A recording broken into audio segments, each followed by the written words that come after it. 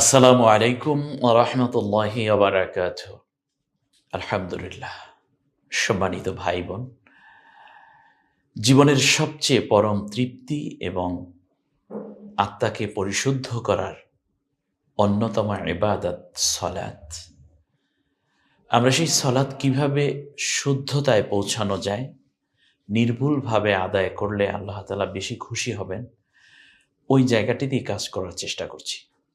সাথে থাকার জন্য নিরন্তর শুভেচ্ছা এবং আপনাদের সকলের শুভকামনা করে আমরা আজকে অত্যন্ত গুরুত্বপূর্ণ একটি নামাজের বিষয় উপস্থাপন করব ইনশাআল্লাহ, আর তা হচ্ছে জানাজার সলাত।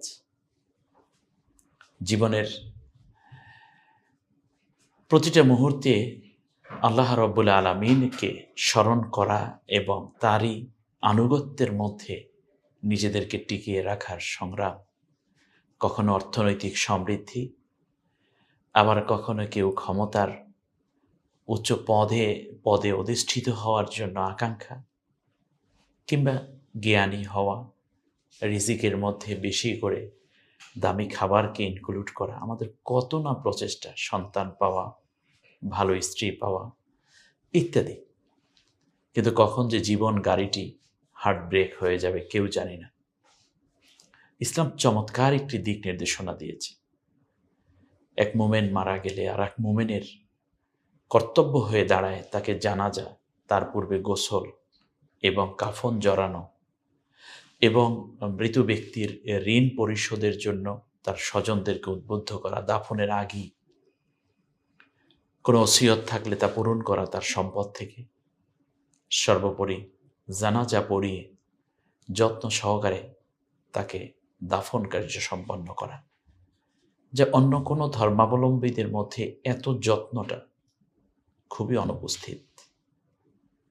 ইসলামের এই সুমহান চিন্তাকে কিভাবে এস্টাবলিশড করা যায়, নির্দেশনাগুলো কিভাবে আরও বেশি ভালো করে জেনে নেওয়া যায়, সেজন্য আজকের ভিডিও খুবই গুরুত্বপূর্ণ। ফরজে কিফায়া নামাজ 4 তাকবীরের সহিতই আদায় করতে হয়। কাতারগুলো কেমন হবে, জোর না বেজোর হবে, তাকবীরগুলো বলে আমরা কিভাবে সলাত আদায় করব, কোন তাকবীরে কি দোয়া পড়ব, এগুলো নিয়েই আজকের আমাদের এই ধারাবাহিক এপিসোডগুলো। তো বলতে বলতে জানাজার নামাজ চলে এসেছে। রাসূল সাল্লাল্লাহু আলাইহি ওয়াসাল্লাম বলেছেন, এক মোমেনের উপর আর এক মোমেনের 6টি হক। যখন তার সাথে দেখা হবে তখন তাকে সালাম দিবে, যখন সে রোগাক্রান্ত হবে তখন তাকে দেখতে যাবে, প্রকাশ্যে কিংবা দূরে, কাছে কিংবা দূরে যখনই থাকবে তখন তাকে তার কল্যাণ কামনা করবে। বলতে বলতে রাসূল সাল্লাল্লাহু আলাইহি ওয়াসাল্লাম বলেছেন, যখন সে হাসি দেবে তখন সে আলহামদুলিল্লাহ বলার পর ইয়ারহামুকুমুল্লাহ বলে জবাব দিবে, মানে আল্লাহ তোমাকে রহম করুন, এই দোয়াগুলো করবে। শেষবারে হচ্ছে যখন সে ব্যক্তি মারা যাবে, খাটিয়ে বহন করে কবরস্থ করার জন্য তার পেছনে পেছনে হাঁটতে থাকবে এবং দাফন কার্যে অংশগ্রহণ করবে। এটা একটি অন্যতম সুন্নাহ। আসুন আমরা রাসূল সাল্লাল্লাহু আলাইহি ওয়াসাল্লামের এই মানবীয় সুন্নতের সাথে আমাদের প্রিয় যে ভাইটি চলে যাচ্ছেন, বোনটি চলে যাচ্ছেন, তাকে আমরা শেষ বিদায়টি কিভাবে দেব। নবী সাল্লাল্লাহু আলাইহি ওয়াসাল্লাম বলেছেন, আন আবি হুরায়রা রাদিয়াল্লাহু তাআলা আনহু قال قال رسول الله صلى الله عليه وسلم من شهد الجنازة حتى يصلي فله قيرة ومن شهد حتى تدفن كان له قيراطان قيل مال وما القيراطان يا رسول الله قال مثل الجبلين العظيمين। আমরা অর্থটা দেখলে খুব আশ্চর্যান্বিত হবে এবং আল্লাহর শুকরিয়া আদায় করব। নবী সাল্লাল্লাহু আলাইহি ওয়াসাল্লামের জলিলুল কদর সাহাবী আবু হুরায়রা রাদিয়াল্লাহু তাআলা আনহু থেকে বর্ণিত, তিনি বলেন, রাসূল সাল্লাল্লাহু আলাইহি ওয়াসাল্লাম বলেছেন, যেই ব্যক্তি মৃতের জন্য জানাজা আদায় করা পর্যন্ত জানাজায় উপস্থিত থাকবে তার জন্য 1 কিরাত সওয়াব হবে। অর্থাৎ কেউ মারা যাওয়ার পরে তার জানাজায় গেল, এবং জানাজায় গিয়ে কিছুটা অপেক্ষা করতেই হয়, কারণ এখানে অনেকগুলো প্রসেসিং থাকে। কলিজার টুকরো সন্তান তার মা কিংবা বাবাকে চিরবিদায় জানাচ্ছে। কখনো এরকম হয় মা বাবা বেঁচে আছেন, সন্তানের চিরবিদায়, বোন ভাইকে বিদায় দিচ্ছে পৃথিবী থেকে, আর কোনোদিন তার দেখা হচ্ছে না। এই যে বিদায় লগনটা, এটা ইসলাম খুব বেশি করে ঘনিষ্ঠ করে তুলতে চায়, দোয়ায় ধন্য করে দিতে চায় মৃত ব্যক্তিকে। আসুন আমরা সেই জায়গাটাই, যে প্রতিবেশী হোক, স্বজন হোক, সুজন হোক, শুভাকাঙ্ক্ষী হোক, ক্লাসমেট হোক, কলিগ হোক, যে পর্যায়ের মোমেন্ট হোক না কেন, মৃত ব্যক্তি যখন শুনবে তার জানাজা, সে ছুটে যাবে, তার জানাজায় শরিক হবে, তার জন্য 1 কিরাত সওয়াব। আর সে যদি জানাজা পড়ে তো কেউ চলে যায় মাঠ থেকে, বা যেখান থেকে জানাজা হয় সেখান থেকে চলে যায়, কিন্তু কেউ আছে এরকম যে একেবারে দাফন কাফন করে কবরে মাটি দিয়ে সুন্দর করে তারপরে বিদায় হয়, তার জন্য আছে 2 কিরাত সওয়াব, 2টি কিরাত সওয়াব। রাসূল সাল্লাল্লাহু আলাইহি ওয়াসাল্লামকে সাহাবীরা আরজ করলেন, ইয়া রাসূলুল্লাহ, কিরাত বলতে কি বোঝায়? মানে এই যে কিরাত আপনি বলছেন এটা কি? রাসূল সাল্লাল্লাহু আলাইহি ওয়াসাল্লাম বললেন, 2 কিরাত মানে হচ্ছে 2টি বিশাল পর্বত সমতুল্য সওয়াব।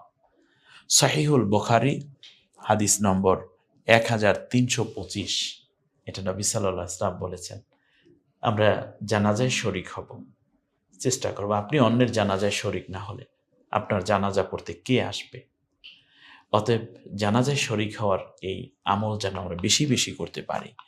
সম্মানিত ভাই বোন, আমরা আজকে জানব যে ইমাম সাহেব যখন জানাজায় ইমামতি করবেন তখন তিনি কোন বরাবর দাঁড়াবেন। এক্ষেত্রে একটি হাদিস আমি আপনাদের সামনে উপস্থাপন করছি। পুরুষের মাথা বরাবর ইমাম সাহেব যখন দাঁড়াবেন, খাটের মধ্যে মৃত ব্যক্তির লাশ আছে, যে পুরুষ যদি জানাজার মাইয়েত হন, মৃত ব্যক্তি যদি পুরুষ হন, তাহলে দাঁড়াবেন হচ্ছে মাথা বরাবর, ইমাম সাহেব দাঁড়াবেন। আর মুসল্লিরা তো ইমামকে সামনে রেখে পিছনে কাতারবন্দি হয়ে দাঁড়াবেন। আর নারী যদি হন, মৃত ব্যক্তি যদি নারী হন, তাহলে খাটের মাঝ বরাবর দাঁড়াবেন, এটা সুন্নাহ। আমরা যদি এই হাদিসটা এখানে দেখি যে আন আবি গালিবিন ক্বালা রাআইতু আনাস ইবনে মালিকিন সাল্লা আলা জানাজাতিন রাজুলিন ফাকামা হিয়ালা রাসিহি, অর্থাৎ মাথা বরাবর দাঁড়ালেন যখন পুরুষের জানাজা হলো। ফাজিয়া বিজানাজাতিন উখরা বিইমরাতিন, এরপর আসলো এক মহিলার জানাজা, এরপর তিনি ফাকামা হিয়ালা ওয়াসওয়াতিস সারির, খাটের মাঝ বরাবর দাঁড়ালেন। একটু দেখুন হাদিসটা। এখন এভাবে জানাজা তিনি শেষ করলেন। শেষ করার পরে উপস্থিত যারা ছিলেন তারা জিজ্ঞেস করলেন, হে আবু হামজা, আপনি পুরুষ ও মহিলার জানাজায় নামাজে যেখানে যেখানে দাঁড়িয়ে নামাজ আদায় করেছেন, রাসূল সাল্লাল্লাহু আলাইহি ওয়াসাল্লাম কি সেখানে সেখানে দাঁড়িয়েই নামাজ পড়েছিলেন? কারণ 2 মৃত্যু ব্যক্তি 2 জায়গায় ইমামতি করলেন জানাজায় দাঁড়িয়ে এই সাহাবী। তখন অন্যরা জিজ্ঞেস করলেন, আপনি কি এইভাবেই নবীকে দেখেছেন? তিনি বললেন, হ্যাঁ, এভাবেই আমি দেখেছি রাসূল সাল্লাল্লাহু আলাইহি ওয়াসাল্লামকে নামাজে জানাজায় দাঁড়াতে, অথবা এরকমই সাহাবীদেরকে আমি দেখেছি। আমাদের দিকে ফিরে দাঁড়ালেন, এরপর এই ব্যক্তি উপস্থিত মুসল্লিদের দিকে ফিরে তাকালেন এবং বললেন, তোমরা স্মরণ রেখো, এইভাবেই কিন্তু দাঁড়াতে হয়। ইবনে মাজাহ, সুনান ইবনে মাজার হাদিস নম্বর 1494। তাহলে আমাদের একটা জিনিস আমরা এখান থেকে জেনে নিলাম, মৃত ব্যক্তি যদি পুরুষ হন তাহলে তার মাথা বরাবর দাঁড়াবেন ইমাম সাহেব, আর যদি মহিলা হন তাহলে খাটের মাঝ বরাবর দাঁড়াবেন। সম্মানিত ভাই বোন, এরপরে আমাদের সকলেরই উচিত মৃত্যুর জন্য প্রস্তুত থাকা, আর যে ব্যক্তি চলে যাচ্ছেন তার জন্য শেষ বিদায় যেন আদবের সাথে হৃদয় ভরা দরদ দিয়ে যেন তাকে আমরা বিদায় করতে পারি। তার কারণ রাসূল সাল্লাল্লাহু আলাইহি ওয়াসাল্লাম এ ব্যাপারে অন্য এক হাদিসে বলেছেন, যখন মৃত ব্যক্তিকে নিয়ে যাওয়া হয় তখন সে তার আত্মা বারবার চায় যত্ন সহকারে তার দেহটা ধরুক, মৃত ব্যক্তির স্বজনরা সাথে থাকুক, কারণ পৃথিবী থেকে চিরদিনের জন্য বিদায় আড়াল হয়ে যাচ্ছে। আমাদের সকলকেই একদিন বিদায় নিতে হবে, কুল্লু নাফসিন যায়িকাতুল মাউত। এই মৃত্যুর স্বাদ সকলকে গ্রহণ করতে হবে। শেষ বিদায়টা ইসলাম কত চমৎকার করে দিয়েছে দেখুন, গোসল আছল দেয়া ইত্যাদি। সম্ভব হলে আপনাদেরকে আমরা মৃত ব্যক্তি গোসলের উপরে একটা ভিডিও আমরা দেওয়ার চেষ্টা করবো ইনশাআল্লাহ। মৃত ব্যক্তি যদি পুরুষ হয় এবং নারী হয়, তাদের মধ্যে কি ডিফারেন্স থাকবে, সেগুলো উপস্থাপনার চেষ্টা করবো ইনশাআল্লাহ। তো এরপরে আমরা আরও একটি হাদিস আমরা দেখতে পাচ্ছি এখানে, যে সামুরা ইবনে জুনদুব রাদিয়াল্লাহু তাআলা আনহু থেকে বর্ণিত, আমি রাসূল সাল্লাল্লাহু আলাইহি ইসলামের পেছনে একজন স্ত্রী লোকের জানাজার নামাজ আদায় করতে দেখেছি, যিনি নিফাস অবস্থায় মৃত্যুবরণ করেছেন। নিফাস মানে হচ্ছে নারীদের সন্তান প্রসবের পরে একটি সময় থাকে যখন তার রক্তস্রাবটা হয়। এটা টাইম ঠিক নির্ধারিত না, সর্বোচ্চ 40 দিন পর্যন্ত এটার একটা শরঈ কাউন্টেবল একটা মেজারমেন্ট করা হয়েছে, কিন্তু এটা আরও কম হতে পারে, বেশি হতে পারে। 1 ঘন্টা 2 ঘন্টার মধ্যেও কারো রক্তস্রাব বন্ধ হয়ে যেতে পারে সন্তান প্রসবের পরে। কিন্তু ওই মহিলা এমন ছিলেন যে মহিলা সন্তান হওয়ার পরে মারা গেছে, অর্থাৎ তখন তিনি ছিলেন নিফাস অবস্থায়, মাসিক ঋতু সেটাকে বলে হায়েজ, আর সন্তান প্রসবের পরে যে রক্তস্রাব হয় এটাকে বলে নিফাস। এই অবস্থায় তিনি ছিলেন। তিনি তার স্ত্রী লোকটির, অর্থাৎ রাসূল সাল্লাল্লাহু আলাইহি ওয়াসাল্লাম স্ত্রী লোকটির মাঝ বরাবর দাঁড়িয়েছিলেন। এই মহিলার জানাজা যখন রাসূল সাল্লাল্লাহু আলাইহি ওয়াসাল্লাম দিচ্ছিলেন, তখন নবী আকরাম সাল্লাল্লাহু আলাইহি ওয়াসাল্লাম এই মহিলার মাঝ বরাবর দাঁড়ান। তাহলে বোঝা যায় কোনো নারীর, এটা সহিহুল বুখারীর 1332 নম্বর হাদিস। তাহলে বোঝা যাচ্ছে মহিলাদের জানাজার পড়ার সময় স্বাভাবিকভাবে মাঝ বরাবর দাঁড়াতে হয়। পুরুষের ক্ষেত্রে সেটা হবে মাথা বরাবর। জানা যায় কাতার সংখ্যা কত হবে, কাতার সংখ্যা বেজোর হবে, আগে এটা আমি বলে নেই। তো আমরা হাদিস থেকেও এই ফাকুমনা ফাসফানা সফাইন মানে হচ্ছে জাবির ইবনে আব্দুল্লাহ রাদিয়াল্লাহু তাআলা আনহু থেকে বর্ণিত, তিনি বলেন নাজ্জাশীর ইন্তেকালের পর রাসূল সাল্লাল্লাহু আলাইহি ওয়াসাল্লাম বলেন, যিনি ছিলেন বর্তমান ইথিওপিয়া, আগে ছিল হাবশা, এই হাবশির বাদশাহ ছিলেন হাবশা, যেখানে নবীজি সাল্লাল্লাহু আলাইহি ওয়াসাল্লামের কলিজার টুকরা সাহাবীগণ হিজরত করেছিলেন। এবং এই বাদশাহ নাজ্জাশী তাদেরকে আশ্রয় দিয়েছেন, যদিও কুরাইশরা তাকে অনেক চাপ দিয়েছিল, লোভ দিয়েছিল যে না, এই হিজরতকারী মাজলুম মুসলমানদেরকে তোমরা ফিরিয়ে দাও। তিনি বলছেন আমি রাজ্য হারাবো, কিন্তু আমি কঠিনকালেও এই মাজলুমদেরকে, এই নির্যাতিত নিপীড়িত অসহায়দেরকে আমার বুক থেকে, আমার রাষ্ট্র থেকে তাড়িয়ে দেব না। শেষ পর্যন্ত তিনি আফসোস করে বলেছিলেন যে আমি যদি মুহাম্মদ সাল্লাল্লাহু আলাইহি ওয়াসাল্লামকে পেতাম, লাওয়াসালতু আন কাদামাইহি বিয়াদি, তাহলে আমার এই দুটো হাত দিয়ে মুহাম্মদ সাল্লাল্লাহু আলাইহি ওয়াসাল্লামের দুইটা কদম আমি ধোয়াই দিতাম, পা ধুইয়ে দিতাম। সুবহানাল্লাহ। তিনি ঈমান গ্রহণ করেছিলেন রাসূল সাল্লাল্লাহু আলাইহি ওয়াসাল্লামের উপরে, আল্লাহর উপরে। এই কারণে ওই ব্যক্তি মারা যাওয়ার পরে, ওই বাদশাহ মারা যাওয়ার পরে রাসূল সাল্লাল্লাহু আলাইহি ওয়াসাল্লাম বাইতুল্লাহ হারামের মধ্যে তওয়াফ করতেছিলেন। তখন তিনি সাহাবীদেরকে ডেকে যখন খবর পেলেন তার মৃত্যুর খবর, তখন বললেন যে আমরা এখানে তার জানাজা পড়ব। তো জানাজা পড়ার ক্ষেত্রে তোমরা ওঠো এবং তার জন্য নামাজ পড়ো।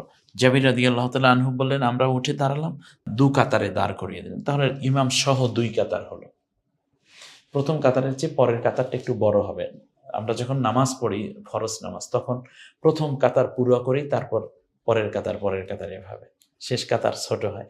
তো জানাজাটা তার বিপরীত, অর্থাৎ প্রথম কাতার ছোট, তারপরের কাতার আরেকটু বড়, তারপরের কাতার আরেকটু বড়। অর্থাৎ প্রথম কাতারে যদি 5 জন দাঁড়ান, পরের কাতারে 7 জন দাঁড়াবে, পরের কাতারে 9 জন দাঁড়াবে। কাতার যেমন হয়, মানে বেজোর হয়, সংখ্যায়ও বেজোর হওয়াটা বেশি ভালো। আর যদি কাতার এত বড় হয় যে গণনা করা যাচ্ছে না, তাহলে আলহামদুলিল্লাহ। কাতার শুধু মানে উপস্থিত যদি এক কাতারে এত সংখ্যক লোক হয় যে গণনা করা যায় না, তাহলে কাতারগুলো বেজোর হতে হবে। তাহলে মুসলিম শরীফের সহিহ মুসলিমের 2098 নম্বর হাদিসে আমরা এটা জানলাম। এরপরে আমরা যদি আরো দেখি, তাহলে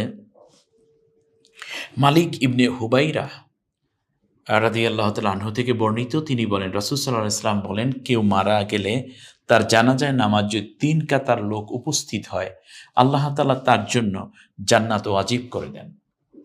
মাত্র 3 কাতার লোক যদি হয় কোনো ব্যক্তির জানাজায়, তাহলে রাসূল সাল্লাল্লাহু আলাইহি ওয়াসাল্লাম বলেন, যে ব্যক্তি এভাবে হলো ফায়ুসাল্লি আলাইহি সালাসাতু সুফুফিন মিনাল মুসলিমিনা ইল্লা আওজাবা ক্বালা ফাকানা মালিকুন ইযা ইসতাকা আহলাল জানাজাতি সালাসাতা সুফুফিন লিল হাদিস।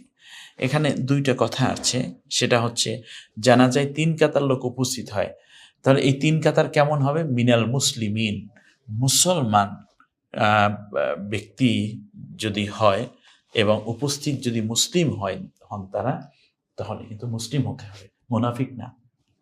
এটা কিন্তু সবচেয়ে ভালো। বেনামাজি কিংবা ইসলাম বিরোধী এই লোকদের কোটি কোটি হলেও কোনো উপস্থিতিতে যায় আসেন, কিন্তু মুসলিম হতে হবে, অর্থাৎ ইসলামের প্রতি তার পূর্ণ আনুগত্য দেখাতে হবে এবং ইসলাম অনুযায়ী জীবন গঠনে তাদের অভ্যস্ত হতে হবে। এই রকম লোক যদি হয় 3 কাতার, রাসূল সাল্লাল্লাহু আলাইহি ওয়াসাল্লাম বলেন, তাহলে তার জন্য আল্লাহ তাআলা জান্নাত ওয়াজিব করে দেন। রাবি বলেন, অর্থাৎ বর্ণনাকারী আবু মালিক হুবাইর বলতেছেন যে এ কারণে মালিক রাদিয়াল্লাহু তাআলা আনহুর জানা যায় লোক কম হলে তাদেরকে 3 কাতারে বিভক্ত করে দিতেন। এই হাদিসের আলোকে আমল করারই উদ্দেশ্য, যে 3 কাতার যদি হয়, এই জন্য কম লোক যদি কমও হতো, এরপর তিনি 3টা কাতার দাঁড় করাতেন তাদের। জানা যায় তাকবীর সংখ্যা কত, এইটা আমরা জানবো পরবর্তী এপিসোডে। সম্মানিত ভাই বোন, আজকে তাহলে আমরা অনেকগুলো বিষয় জেনে ফেললাম। 1 নম্বর জানলাম জানাজার ফজিলত, জানাজা যে ব্যক্তি পড়বে তার জন্য 1 কিরাত, একটা বড় পাহাড়ের সমান সওয়াব। যদি ওই ব্যক্তি জানাজায় সরাসরি থেকে দাফন কাফনের পর্যন্ত অপেক্ষা করে, তাহলে 2 কিরাত, মানে 2 বিশাল পাহাড়ের সমান সওয়াব আল্লাহ তাআলা তাকে দান করবেন। দ্বিতীয়বারে আমরা জানলাম ফজিলতের দিক থেকে, আরো জানলাম যে মৃত ব্যক্তির জন্য সওয়াবটা কি, সেটা হচ্ছে যদি জানাজায় লোক বেশি হয়, 3 কাতার হলেও ওই ব্যক্তির জন্য জান্নাত ওয়াজিব হয় যদি মুসলিমরা তার জানাজায় উপস্থিত থাকে। মুসলমান ছাড়া তো জানাজা পড়ে না, কিন্তু রাসূল সাল্লাল্লাহু আলাইহি ওয়াসাল্লাম এখানে মুসলিম বললেন কেন? এর মানে হচ্ছে যারা ইসলাম চর্চা করে নিজের জীবন, পরিবার, ব্যক্তি, সমাজ, রাষ্ট্র, দেশ, অর্থনীতি, সমাজনীতি, শিক্ষানীতি, চলাফেরা, ওঠা বসা সবকিছু তারা ইসলামকে ফলো করে চলে, ইসলাম যেভাবে বলেছে সেভাবে চলে। এই শর্তটুকু শুধু এখানে পূরণ করতে পারলেই হলো। তাহলে ওই ব্যক্তি জানাজা মানে হচ্ছে মৃত ব্যক্তি, তার জন্য জান্নাত ওয়াজিব হয়ে যায় মৃত্যু ব্যক্তির জন্য, যদি এরকম লোকরা তার জানাজায় থাকে। এরপর আমরা জানলাম নারীদের জানাজার ক্ষেত্রে দাঁড়াতে হবে মাঝ বরাবর, আর পুরুষ যদি মৃত ব্যক্তি হয় তাহলে ইমাম সাহেব জানাজায় দাঁড়াবেন তার মাথা বরাবর। এখন আমরা জানব জানাজায় তাকবীর কতটি এবং কোন তাকবীরে কি দোয়া পড়তে হয়। আমাদের সাথেই থাকুন 10 মিনিটসের এই বরকতময় আয়োজনে। সে অপেক্ষায় থেকে আজকের এপিসোড থেকে বিদায় নিচ্ছি। আসসালামু আলাইকুম ওয়া রাহমাতুল্লাহি ওয়া বারাকাতুহু।